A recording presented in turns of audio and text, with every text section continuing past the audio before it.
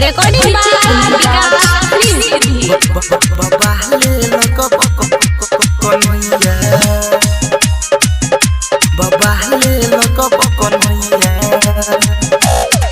कान्हा पूरे तू छाई गेल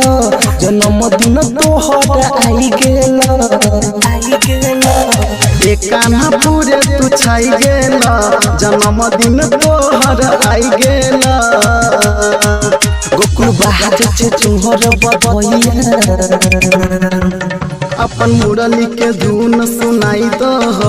बाबा ले लगब कन्हैया अपन मुरली के धुन बजाई दो बाबा ले लगब कन्हैया बाबा ले लगब कन्हैया बाबा ले लगब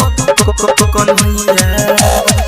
कोई कहै छ कृष्ण कन्हैया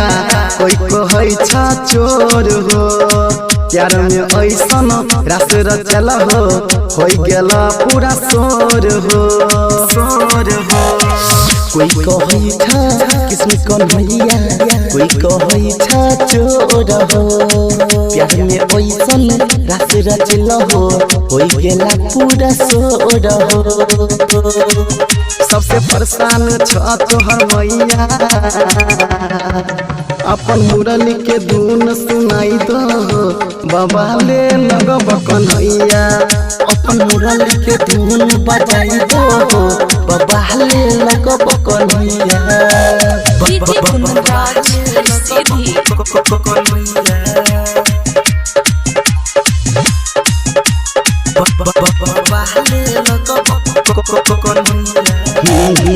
एक तो छोटे छनट खटे कर छ रोज बहाना हो साबर सूरतिया को मुरली बजाई के राधा के कैलो दीवाना हो एक तो छोटे छनट खटे कर छ रोज बहाना हो सावरी सूरतिया से मुरली बजाई के राधा के कैलो दीवाना हो रोज चरब छह तू गैया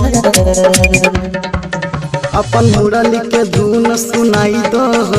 बाबा ले लगब कन्हैया अपन मुरली के धुन बजाई दो बाबा ले लगब कन्हैया।